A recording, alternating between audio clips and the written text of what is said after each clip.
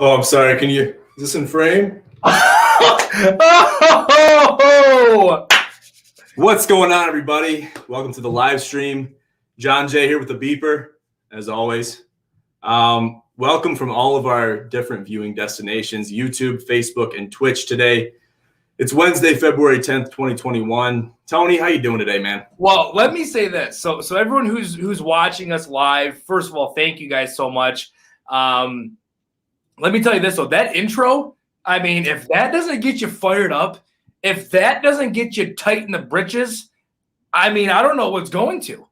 I mean, I was feeling good after watching that. I mean, I'm ready to rock and roll. I'm glad I got you with that one. That was a little bit of a surprise. Didn't really make that too public. Kind of kept it under wraps. Kept that tight to the vest. I did. Very, very tight to the vest. I mean, come on. Does it get any tighter? No, and then you roll on a Phillies jersey because you're a big hockey guy now. I mean, I'm just a Flyers jersey. I said Phillies, but a Flyers jersey. You're a big hockey guy now. Well, you know, I saw a Facebook post today, and it was the DPW in Flushing spraying a fire hose into the old ice rink, and that just got me so fired up. I didn't almost strap my skates up. It was unreal. That's right by the Gin satellite location. It really is. You could throw a rock over there and you'd probably hit the ice. But listen, Bink, you asked me how I'm doing. I'm doing great. Busy day today. How are you feeling? You feeling good? You feeling limber? You feeling loose? Feeling great. Feeling really good. Just started going back to the gym following my recovery from my surgery. And I'm feeling like $1 million. I'm happy with the recovery that I've been able to make. So feeling really good, man. Good deal. So let's just dive right into it. Then we can kind of see where the conversation goes. Let's talk about the NHL overview. So we're kind of going to talk about basically, guys, this live stream here on Wednesdays usually is going to be NHL, NBA based. And we're going to play it all by ear, obviously. But yeah, it's pretty much the basis of it. So, Tony, just give me a little bit of an overview. So obviously now NFL's wrapped up. We're not going to beat a dead horse. Tom Brady, you're the best. Congratulations. Parade was today. Boat parade, by the way, first ever boat parade that we've ever seen. But listen, we're big hockey guys now. We're big hockey guys. Okay, that's why I got the mustache. Okay, I look like a 1980s hockey player.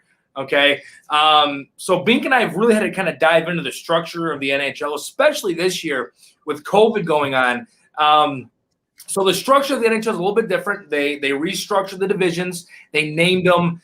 So we got the North, the West, the East, and the Central. The North is all of our Canadian friends. So Uncle John, if you're watching this, all your teams up there, that's who's in that division. They structured the East to primarily East Coast teams, all the New York teams, Boston. I think the Flyers are in the East as well. Then you got the Central. That's kind of Detroit down to Texas with Dallas. Then you got the West. That's kind of Minnesota and everything out that way. Now, what they're doing for a playoff structure, if you don't know, is each division, top 4 teams in that division are going to make the playoffs. 1 plays 4, 2 plays 3, and they move on. Then they reseed it at that point. So if 4 ends up winning and 3 ends up winning, then it's 3 versus 4 in that division moving forward. Bracket style play, best of 7 in the playoffs. So Bink and I really kind of had to figure out how that's going to work. We haven't been big hockey guys in the past. I mean, obviously we've watched a little puck here and there, but not too much. So I will say it's been really exciting to kind of dive into the world of hockey early on. Now we're very, very, very ignorant when it comes to hockey. So our picks, our choices, things like that may sound ridiculous to you. That's who we think is going to win right now. But again, it could be completely different. But again, full transparency, we don't follow the NHL like we probably should have. Now we do. So we'll see what happens this season. Yeah, that was very well said. We're just focused on what's in front of us. Basically, the NHL has presented itself to us in a good time, along with the NBA, which we'll get into in a little bit. But yeah, the NHL, the whole format and everything, especially for the 2020-2021 season, it's really quite unique. And I guess from what I hear, Tone, this is only going to be the case for this year, right? Yeah, so as of right now, this is going to be the structure within the divisions for this season due to COVID. Obviously, we are fingers crossed that next year at this time, and hopefully even next year, come football season, we've kicked it in the nuts. But as of right now, it's still out there. It's still floating around, I guess. So the NHL has really tried to limit travel within the divisions. So each team is going to play. So it's a 56-game season. Okay. Each team is going to play their division foe 8 times if you're south of the Canadian border. If you're north of the Canadian border, it looks like you're going to play your team 9 to 10 times, or your division foes 9 to 10 times. So crazy times right now, right? Crazy times for us to dive in and be hockey guys. But listen, we're all about controversy. We're all about, having to do things when they're tough. So here we are, we're big hockey guys now. 100%. Very well said. And you talk about controversies and scandals and everything like that. We'll get into something real juicy here in a little bit, so stay tuned. But yeah, as far as the NHL goes, it's exciting stuff to get into something new, to explore a new arena. And we'll just kind of see what happens with it. I've been doing a lot of research, been doing a lot of homework on the NHL and players and teams and whatnot, and just knowing the divisions, getting the ins and outs of that, getting the structure of everything, I think is very important to kind of understand before you dive super deep into individual teams and players' stats and whatnot. So, but another thing too that's going to be very helpful is just watching NHL games, because that's something that we gotta do. So I'm looking forward to it. I like hockey. I love watching hockey. So I'm going to say this. I'm going to say this. I'm going to throw this out there. Okay, and again, it'll probably be extremely ignorant, and that's fine. That's okay. I'm letting the people know out there that I don't know what I'm talking about when it comes to hockey yet. I don't. Now, listen, I was the greatest goalie Flushing High School ever watched. I get that, but that was just pure athleticism. That wasn't any knowledge of the game of hockey. So I'm going to throw my Stanley Cup picks out there. I'm going to throw out who's going to be hoisting Lord Stanley's trophy right now. Okay. So what I do know about the game of hockey is you got to have a good goalie. Obviously, I was that guy, and we won a million games at Flushing High School when I was back there in the net. Okay. So I'm going to pick 2 teams who I know have good goaltending, and could potentially make a deep push in the NHL playoffs this year. My first team is going to be the Toronto Maple Leafs. Now, their goalie, I can't even pronounce his last name. Okay, so I'm not going to try to. Again, I'm not going to – listen, I'm rough around the edges right now, so I'm not going to try to pronounce his last name. But there is a kid on that team by the name of Jack Campbell. Now, Jack, if you're watching this live stream right now, which I'm sure you are, everyone in the United States is right now, he's from Port Huron. He's a Michigan guy. He's a Midwest guy. He's tougher than nails. Okay, he's the kind of guy that embraces toughness. So I'm going to pick the Toronto Maple Leafs I'm going to pick a Canadian team to play in it, and I'm going to pick the Boston Bruins to come in and play in the Cup as well. Tuukka Rask is a guy that has been in the league for a gazillion years. Again, good goaltender, solid goaltender. So those are 2 teams that I'm looking at early. Both have decent records as of right now. I think Toronto might even be leading the NHL when it comes to points and win-loss record. And Boston's kind of in the top 3rd, top 4th of the league. So look for those 2 teams early. Those are my 2 NHL Stanley Cup picks right now. Yeah, I like them. Toronto Maple Leafs have always been a powerhouse. I know that just been from watching hockey in the past and knowing that they're the arch nemesis to the Detroit Red Wings. You'd be an idiot if you didn't know that. And they don't they play in the Winter Classic usually? They do. So obviously Toronto, it's a big brand in hockey. All those, all of our friends from the North, most of them are Maple Leafs fans, which they should be. I mean, Toronto's a big town or a big city, excuse me. And their hockey team's normally pretty good. So why not root for them? So they normally do play in the Winter Classic. They do play Detroit. They have played Detroit. I think they played Detroit in the Winter Classic a few years ago. So that's definitely going to be one of my picks going into the Cup Finals. Good stuff, man. Good stuff. So I'm looking at the Edmonton Oilers right now. I'm reading an article here. It says Edmonton's offense came from its defense Tuesday night, and the Oilers notched another victory over the Ottawa Senators. Defensemen Darnell Nurse, Evan Bouchard, and Tyson Barrie provided the scoring, and the Oilers beat the Senators 3-2. So the Senators, I'm looking at it. We're looking what's on paper right now. 2-11, 2-11-1. While the Oilers are 8-7. So you talked about, Tone, I think you said there's a 56-game schedule. Is that correct? Yep. So, I mean, that doesn't leave a ton of room to have losses in the loss column.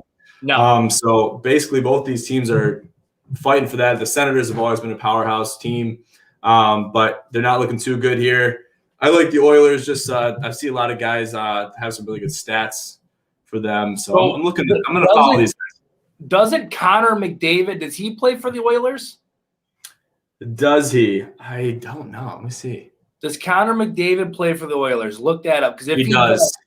Okay, so he's probably the best player in the NHL right now. I mean, the dude's unbelievable. I mean, even my dumbass who doesn't watch hockey that much can Google Connor McDavid, and the dude's deking left and right. He's going top bar. I mean, the dude's phenomenal. But you brought up a good point. So I was originally going to take the Dallas Stars to come out and potentially play for a cup. Obviously, I'm a big Dallas sports fan now, big Dallas guy. Some of you may or may not know. I was born there. Okay, I was born there. But listen, they've kind of fallen to almost an even record off the start. And there's an article that already came out that said it's early, but Dallas needs to start winning games to make that cut. Which seems weird in a normal NHL season, but since it's so condensed, these teams gotta win, and they gotta win early. Exactly, they gotta do what they gotta do and get the job done quick and make sure it's clean. And then basically, only a certain amount of teams will make it to the playoffs, obviously, right, which will make it a contender, make any team a contender for the cup, right, based on their play in the regular season. So. Interesting stuff, man. I'm looking forward to diving deeper into this. Well, and I got a question for you, though. So you're wearing a Flyers jersey, okay? You're wearing a Flyers jersey. Is that a team that you're leaning at, or is that just wearing a Flyers jersey? I got to be leaning somewhat for the Flyers, right? I mean, you have to, right? I am. So granted, this is one of the only hockey jerseys in my closet. That's fine. So it is what it is. Let's just explain that, tell that what it is. I like the Flyers. They've had some prominent players in the past. Bobby Clark, Bernie Parent, Bill Barber, Mike Howe, John LeClaire. I mean, now listen, here's the thing. Now I will say this. There is a 90% chance that when we say these names in the game of hockey, we have a hockey roster up on this half of the screen, and we're just reading names. And that's okay for right now. But that is okay. These are going to be household names to us soon, and we're going to be fine. We're sports guys. Now we're hockey guys. Okay. Now I've said in the past, I'm a Dallas sports fan, so that means I'm a Cowboys fan. So I've said in the past that all Philly fans are scumbags. They're all scumbags.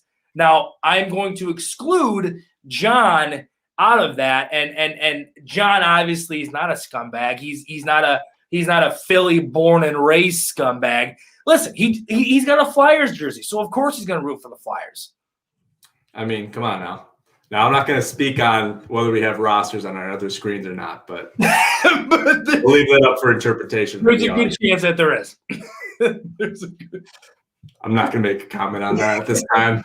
Let's move on, though. Let's talk about the NBA overview now. So in cohesion with the NHL kind of discussion, maybe some picks, maybe some insight. In cohesion with that, we'll have the NBA too, which I think will be a little easier of a learning curve for both Tony and I. Just because we know the NBA, I've watched the NBA, put a lot of money on the NBA. Yes. Lost a lot of money on the NBA. Lost a lot of money in the NBA. So we're going to be following that closely too. As we all know, their season started back up in December.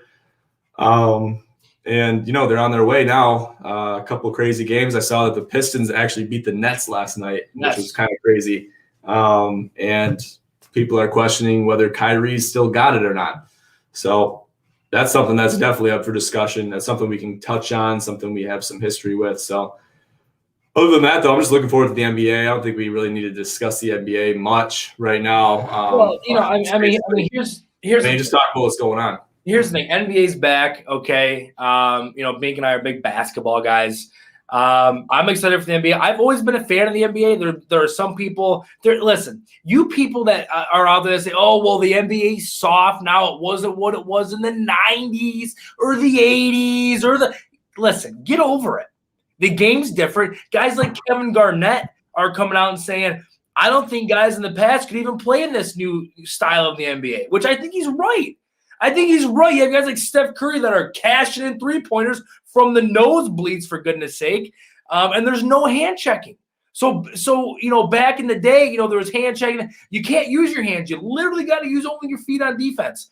So I don't want to hear this whole the NBA is not the same. The NBA is the same. Okay, we still have phenomenal athletes, phenomenal players. Obviously, again, me being a big Dallas guy, being a big Dallas sports fan, I'm a Mavericks fan. Okay, I am.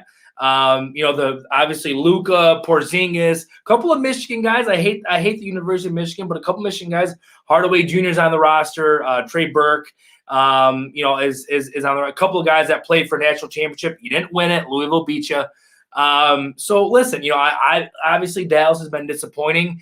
In the start of the season, Luke has even came out publicly and made a few comments about the lack of intensity on the Mavericks sideline. So I'm super excited for it. Bink and I are going to be giving some picks out weekly, and we're going to be tallying everything. So we'll just see where the cards fall.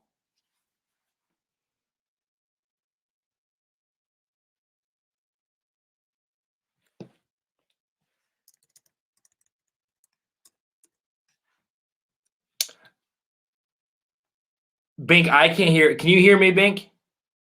And my mic was muted. Okay, I was going to say, I couldn't hear anything. I couldn't hear anything. Jeez, Murphy. So I said, you mentioned Steph Curry. So just talking about the Golden State Warriors for a second, they're not off to such a hot start, I guess, and that might be putting it lightly. They got a big win against the Spurs last night, 114-91, which is a big win for them. The Spurs have always been a powerhouse team, so we're looking out for that. But yeah, you mentioned the NBA. There's a lot of different players we're looking at, a lot of different stuff we're looking at LeBron James always, Kyrie, James Harden, those types of players we've done. Listen. So here is my biggest. I'm gonna dive into a little bit of a discussion I'm tired of hearing. Okay, I'm just tired of hearing it. Everybody likes to talk about Michael Jordan, which is fine. Which is perfectly okay. He is arguably the best to ever do it in the game of basketball. 6 NBA finals, 6 championships, 6 finals MVP. Listen, I get it. I understand it. But you take LeBron James and you take him, he's now in LA, he's in the Western Conference, Anthony Davis. Since probably 2009, maybe I'll even say 2008. You have had teams forming super teams in free agency to beat who? To beat LeBron James. The guy's that good. So now we have another super team forming in the East with Kevin Durant, James Harden, and Kyrie Irving. And they're actually, listen, I know the Pistons just beat him, which the Pistons are an absolute joke. But Brooklyn is one of the teams that I have picked to play in the NBA Finals. I just think in the playoffs, right now, I think they're sitting third in the conference. Come playoff time, you're just not going to want to see James Harden, Kevin Durant, and Kyrie. You're just not going to want to see those guys. They're so dynamic. So listen, I just don't want people to start chirping in on us and saying, 1, the NBA's soft now, and 2, I won't swear, kid show, there's kids watching, but screw LeBron James. I just don't want to hear that. I don't want to hear it. Yeah, I know. I think there's been a lot of talk about people in question as who is the GOAT, who is the best in not only their own craft, but across the sports world entirely. And I think that's something that's been up for discussion for a while. But in light of Tom Brady's latest victory, the Super Bowl, winning his 7th ring, I think that kind of brings that up into discussion. So there's a lot of different teams that are contenders. Obviously, the Nets having formed a powerhouse team for the East. I think that definitely puts them in contention. But you can't be losing games to the Detroit Pistons. No, that's you're how right. it is. I mean, can't. you just can't. And I mean, I think the Pistons even beat the Lakers They did a week ago. So I mean, like, what's going on in Detroit? We can't beat scumbag teams. We can beat powerhouse teams. It's incredible, right? You know what I mean? Like, there's got to be some kind of disconnect there. If they can get that going in Detroit, then what's saying they can't beat these other teams? It's just consistency, man. It comes down to consistency, and that's what the Pistons have lacked since Flip Saunders, right? Rest in peace, Flip Saunders. It was Larry Brown's team. Then Saunders took it over. Saunders, won a lot of basketball games for us. Lost to some LeBron James teams, which is fine. Listen, which is okay. But I mean, at the end of the day, the Pistons are probably one of the most inconsistent teams in the NBA. I just don't think that, again, with the roster they have built, they just traded Derrick Rose for Dennis Smith Jr., which I thought was a pretty good trade. Dennis Smith Jr. is a super athletic young guard who I don't think got a lot of credit in Dallas. Gets traded to the Knicks. I think he can find a home in Detroit. I really do. But just too much inconsistency, right, Bank? I mean, you watch them one night, they score 80 points. You watch them one night, they score 130, and they beat a team like Brooklyn. So if they can get that consistency thing down, then hey, they might win a few basketball games. Yeah, I think it's those basketball games that they're losing, though. I think that's such a big reason that's putting their record what it is now. I think they got a massively losing record. And I'm not even gonna look it up, but. You mentioned the Heat, Arne. You mentioned Brooklyn. You mentioned the Lakers, but what about the Miami Heat? Are they a contender? You got Jimmy Butler, Tyler Hero, Kelly Olynyk. They am out of Bayou. I mean, is this team a powerhouse in the East or what? So the Heat have gotten off to a slow start. Okay, they've gotten off to a slower start than everybody anticipated. But listen, when they made the run that they made last year in the bubble. Okay, well, I say last year, but it was only, 4 months ago in the bubble. They were not a top 3 team in the East. Okay, they made a heck of a run in the Eastern Conference playoffs. So I think if they make the playoffs, the Heat are absolutely a contender. With a guy like Jimmy Butler leading your basketball team, you're never going to be out of it just because he has such a big chip on his shoulder. He's never out of the fight. A guy like Jimmy Butler is never out of the fight. I mean, even when the Lakers were up 3-0 on them, or I believe it was 2-0 or 3-0 in the playoffs, Jimmy Butler is still going out there and playing at 100 miles an hour. So look for them to make the playoffs, and once they make the playoffs, look out. The Heat could be a sneaky 6, 7, 8 seed that makes a run to potentially the Eastern Conference Finals because most of that team is still intact. Yeah, it's true. They didn't really lose anybody. But considering that, I mean, there's a lot of season left. The NBA kind of got off on a good foot by getting their season kick-started and kind of doing it with the abbreviated season, with the bubble and everything like that, with the whole playoff setup.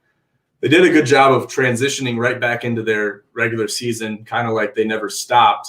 But basically doing that, I think, is going to help them in the long run. They're going to keep their same, length of season, everything like that.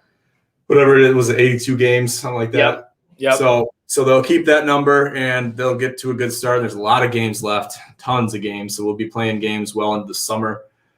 So we're looking forward to that.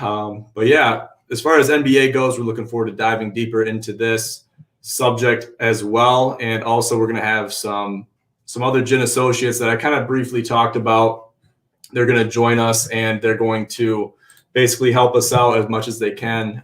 Chris Platty in particular, he couldn't make it tonight, but he'll be on future streams. So look out for Chris. Done a lot of podcasting with Chris in the past, so it's going to be exciting. He's going to bring a lot of energy. He's a huge NBA guy, so it's going to bring a lot of energy and a lot of hype to the stream and to the entire Gin Pros experience, which we look forward to bringing to you guys every single day. So stay on the look for that. Stay on the lookout for that, and we're excited to see what we're going to learn going forward with the NBA. So I'm just excited, man. It's going to be really fun. Absolutely. I think, Platty's expertise with some of our Again, I don't want to say ignorance in the NBA because we don't have that. But just some of our kind of off the wall picks. I mean, you and I have never been afraid to take the underdog, to take the team that no one else is. We've never been afraid to do that. So I think his expertise and him maybe leaning more towards the sane side, I think is going to balance out really well. Yeah, something Chris does really, really well that I just noticed from podcasting is when you get out in the weeds a little bit, maybe take some crazy takes, some hot takes, because as everybody knows, we're both very good at that, and we do it unconsciously. We don't put any consciousness into it. It's just how we're built. We're built different, but he does a really good job of bringing everything back to the subject, everything full circle, and he's just really good at that. And he knows NBA, he knows statistics, he knows players, teams, etc. So I'm excited. He's gonna bring a lot of good stuff to the table, and using this new software we've been using here for a month or a couple months now, we'll be able to bring as many guests as we want onto the live stream. So it's really kind of exciting. And that's something we've been wanting to do for a long time. So I mean, we might bring a whole NBA roster on the live stream. Who knows? I mean, it's a possibility. It's a very high possibility. At least a starting five. So at least starting five. I mean, come on now. So we'll leave NBA at that. If you guys have any questions, concerns, anything you want us to dive into deeper, let us know in the comments or shoot us a message. We'll be getting back to you soon. Let's move on a little bit, though. Let's talk about this some news that happened today. There's a verdict on what is to be done going forward with the national anthem at NBA games in particular.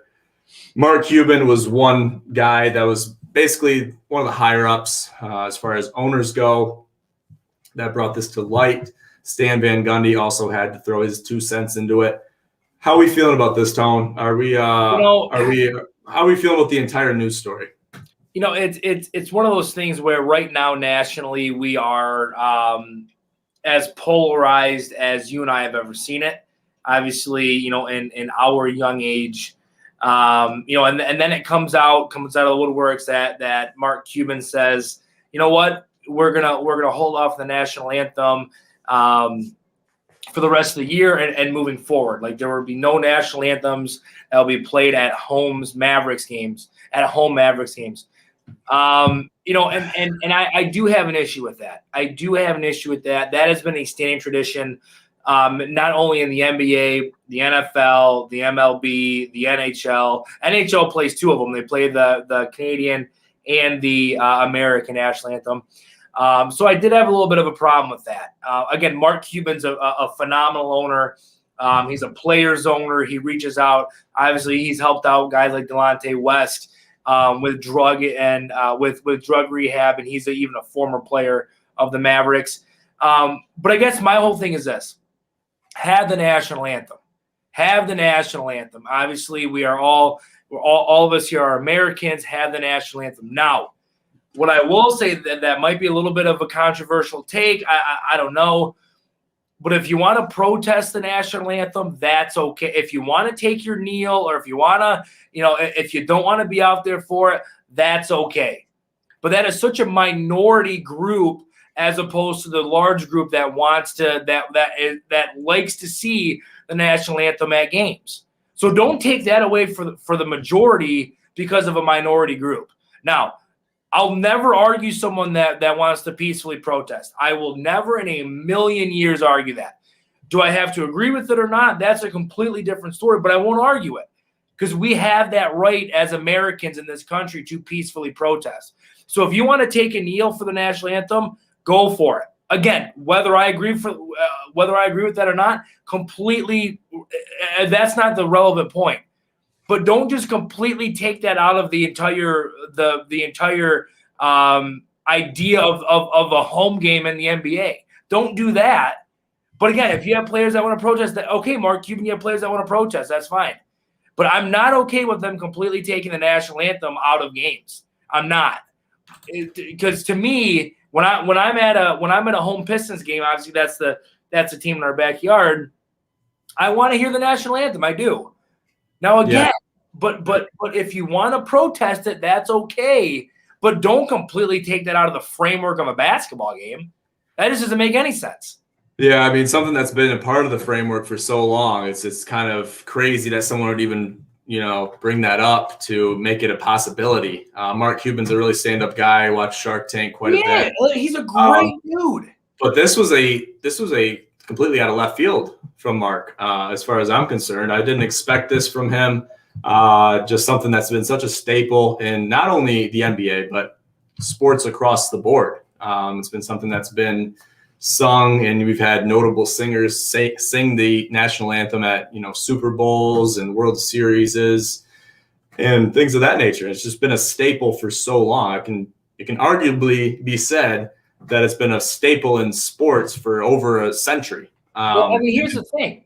Listen, the big thing again, my biggest issue with the whole thing is he's taking it out of the framework of the game because of a minority group. Okay. Now he can give that minority group an opportunity to protest it. That's okay. Listen, so the whole argument, without diving into a rabbit hole, goes back to, well, people are upset because they think protesting the national anthem and the flag is disrespect for all the people that have fought and died for the flag, which I can see that side of the argument. But on the flip side of it, when you sign up for the military, when you say, I solemnly swear, and you give that oath to the Constitution to protect against foreign and domestic enemies, you're protecting the right of a peaceful protest. Those people are. So don't completely take this out when these people have also fought and died for the right to peacefully protest. So for Mark Cuban just completely out of left field, like you just said, John, to throw this out there, I was surprised by it. I was very, very surprised by it. Yeah, I was too. And, I think it's something that's important to not only sports, but people that's fought and served, whether foreignly or domestically. I think it's something that's very important to a lot of people. So to take that away, like you said, for the majority, just isn't right. Well, here's the thing. Every NBA game or every NBA team, every NFL team, every MLB franchise, they have Veterans Night. Every single one of them has it. Okay, what happens when you have Veterans Night and there's just no national anthem? What controversy? What is that? Give it for those people. Give it for the people that have served. And again, it's a completely different dialogue and a completely different, discussion of the protests for it. But have that discussion separately. Don't take it away. Again, like if I was a veteran, which I'm not, if I was a veteran and I show up on Veterans Night, I get invited by the Pistons for Veterans Night, and there's no national anthem. Like what am I even doing here? Exactly. Great point. Guess to bring things full circle, the NBA made an executive decision earlier today to keep the anthem. And I think it's a very strong position, especially in light of all this polarity amongst, everybody in America right now with everything that's going on.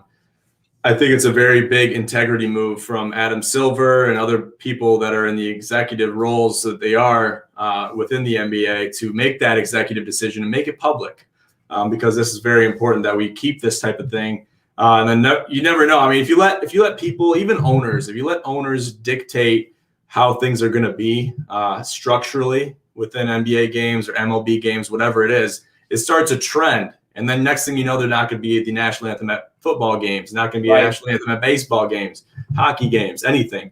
So it starts a very violent trend that nobody wants to be a part of, and nobody should want to have started. Especially Mark Cuban, some prominent businessman that he is, to have him do that it's honestly a strike against his own integrity and his own character, and whether it happened or not, whether it actually went into play or not, which thank God it didn't, that's a strike on his character and integrity. So Jethro Bodine with the comment, Cuban should be fined for being an idiot.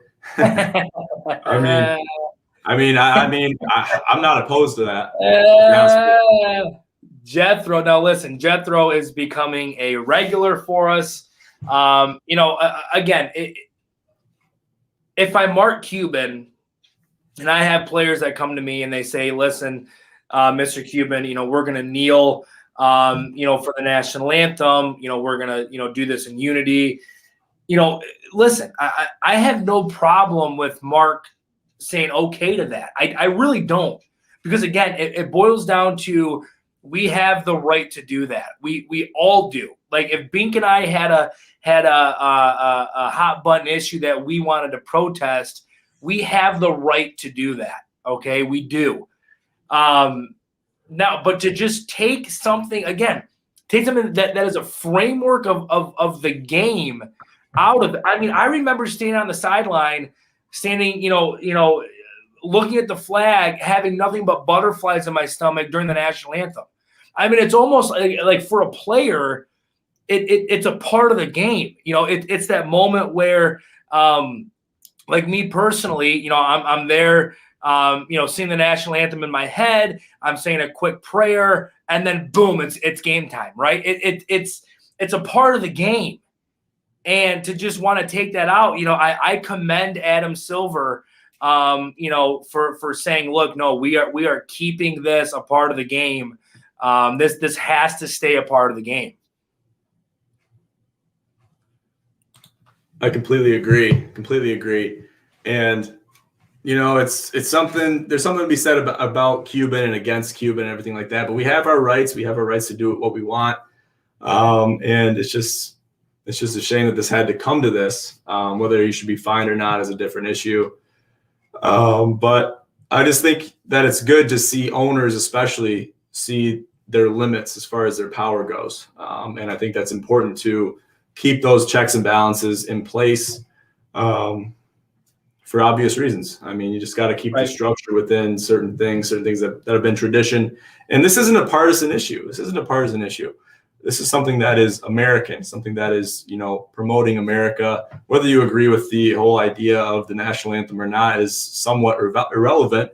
Just to touch on and to, note at the fact that it's been a staple in sports for centuries. So, right. It's not even a discussion. For God's sakes, I mean, just to wrap this up, I mean, Bob Cousy, Babe Ruth, Bill Russell, I mean, all these guys, the playing of that goes back decades, and to just take that out, I don't like the move. I don't like it at all.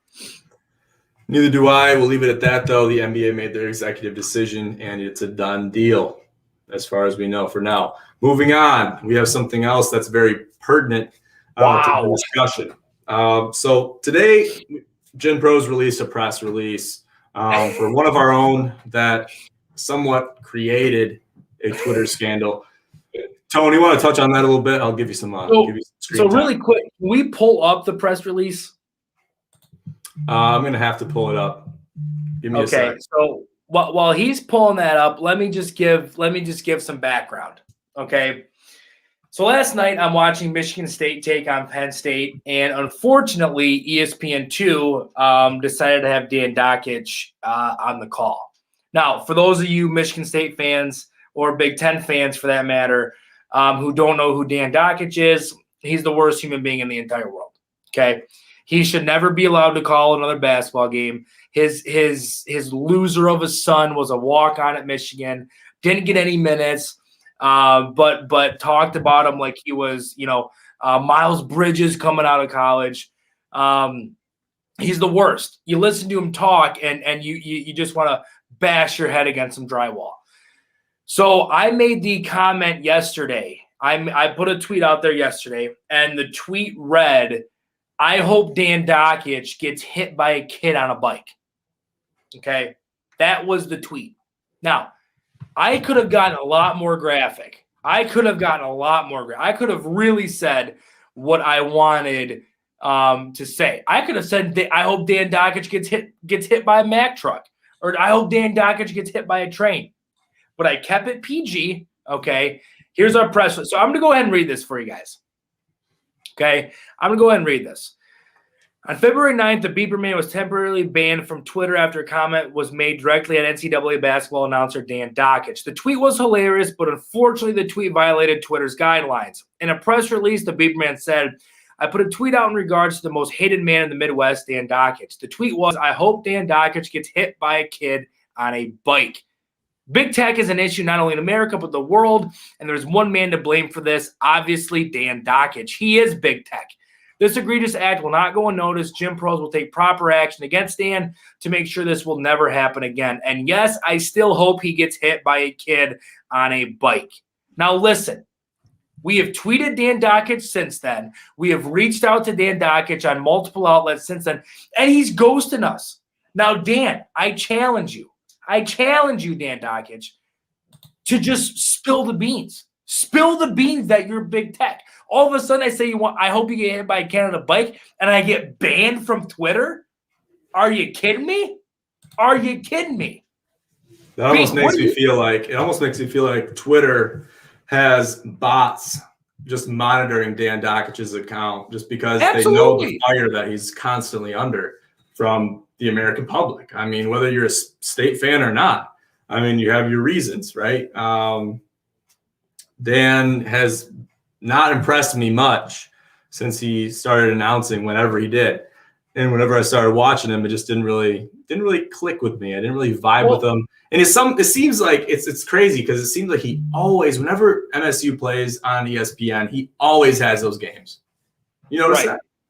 Oh, for sure. And listen, he always bags on Michigan State basketball. He always rips on them. Whenever he can rip on Tom Izzo, he does.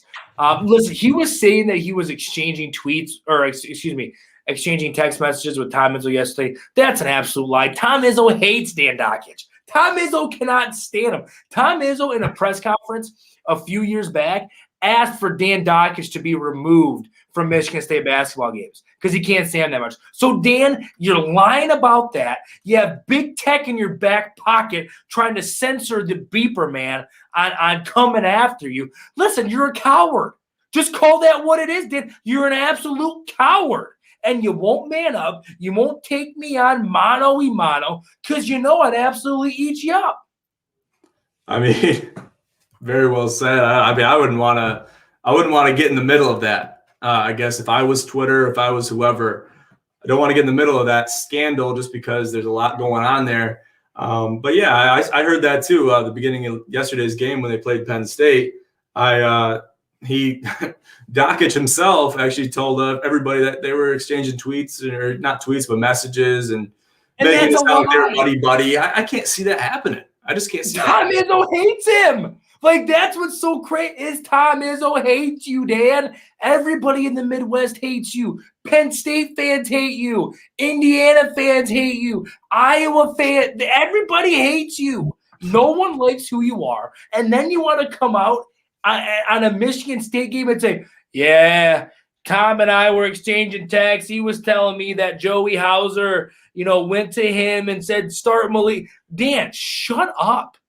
No one believes a word you're saying. You're an absolute idiot. Tweet me back so we can hash. Listen, if Dan just would have tweeted me back and said, listen, Beep, we'll go ahead and, and work all this out, that's fine. But, I mean, what's that line that Drake said? Twitter fingers turn to trigger fingers? I mean, I'm getting upset over here. And Dan's nowhere to be found. I mean, it's crazy how that happens. It's unbelievable. And trust me when I say this, a lot of tweets from multiple Gym Pros outlets have been sent to Dan Dakich. A lot of tweets have been sent his way. So he's not out of the woods yet. As far as I'm concerned, he just got into the woods. It's gonna be a long ride, especially going into March Madness with Dan Dakich likely commentating a lot of these games. Dan doesn't realize it yet, Bink, but he's in a world of hurt. He doesn't know the lengths that I will go to make sure him and Big Tech. Because again, Big Tech's in his back pocket. I'm getting censored for saying I hope he gets hit by a cat on a bike. I mean, are you kidding me? At this point, I hope he gets hit by a tandem bicycle. I mean, Bink, you know me. I can get very, very, emotional. I could have said, I hope he gets hit by a car. Did I say that? Oh, I mean, you very, very easily could have. I mean, God forbid you did, because, I mean, I couldn't imagine the kind of ban you would get. I mean, If I would have said he gets hit by a car, I bet I wouldn't even have a Twitter account right now. You probably wouldn't. I mean, I'm surprised they kept the ban. How long were you banned for? You know?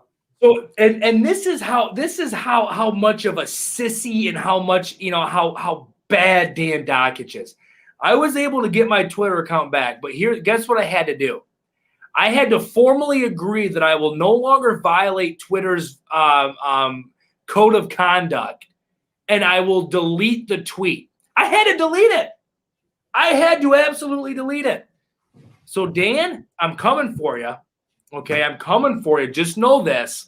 And it's going to be way worse than what would have happened if you just would have let that tweet stay out there. Way worse.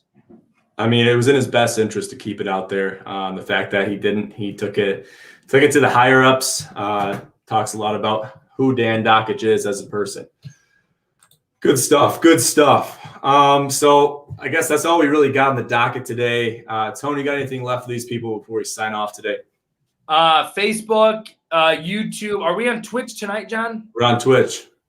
Okay, so Facebook, YouTube, Twitch. Thank you guys so much for tuning in. Thanks everyone who has interacted with us tonight. Look for us on Sunday. Yeah, we should be going live Sunday too. Kind of get a recap. Look for us on Sunday, and then obviously a gin and tonic from the gentleman next to me. Well, that way that way. That guy. Look for a gin and tonic from that guy tomorrow. No idea what it's going to be on. I'm sure it's kind of going to be a game time decision like mine was the other night. If you haven't watched mine already, Binks dropped our YouTube account already. It's on there. So again, thank you guys so much for tuning in tonight. That's all I got for him, John. Good deal. Good deal. Yep. I got a gin and tonic coming tomorrow. I have the topic, but it's going to be a surprise, so I don't want to leak anything. And we'll see what happens after that. If you haven't checked out Tony's gin and tonic, please be sure to check that out. So yeah, Twitch, YouTube, and Facebook today. It's kind of exciting that we're broadcasting these different outlets. On Mondays, we'll be on Twitter as well, along with Facebook and YouTube. So stay tuned for that. We're very excited with what we've been able to accomplish with this live streaming software. It's given us the ability to do a lot more than we have been able to do in the past with live streams, and it's completely revolutionized the entire live stream experience for both us and I think for our viewers as well. So yeah, I'll leave it at that. Tony, is that all you got? That's all I got for him. Good deal. See you guys on Sunday. See you guys on Sunday, and stay tuned. Always remember, bet with gin.